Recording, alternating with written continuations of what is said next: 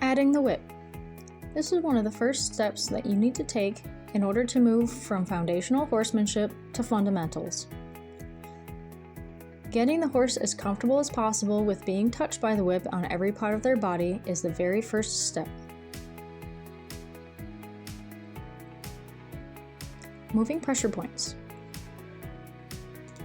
Moving pressure points from point of leverage down to where they need to be during riding is the very next step. You are using movements that the horse already knows and you have already been practicing and have gotten as light as possible off of your hand. This is when you add the whip and gradually move your pressure points down their body to where your leg needs to be. Turn on the forehand. You have moved your pressure point to where the leg needs to be off of a light touch off the whip. Then you may ask the horse to move over. This is done on both sides.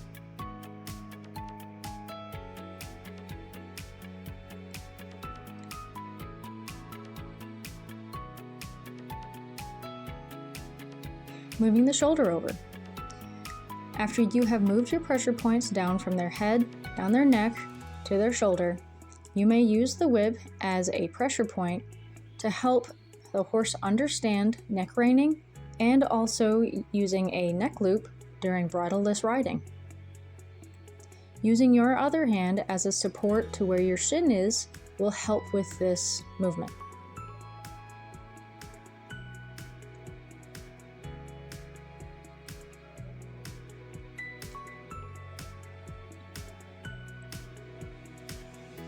Backing up.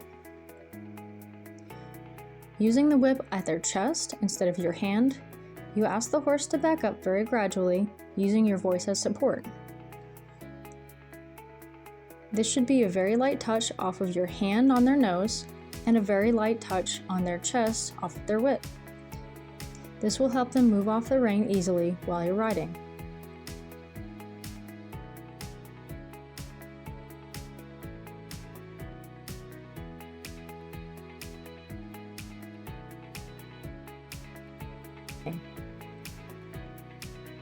Walking in a circle.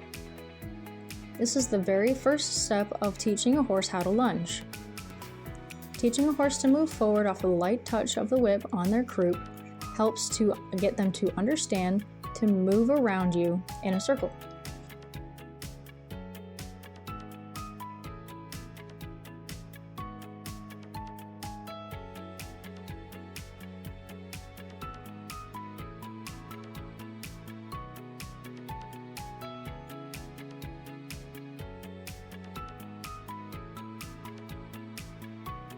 Thank you, and this was Adding the Whip.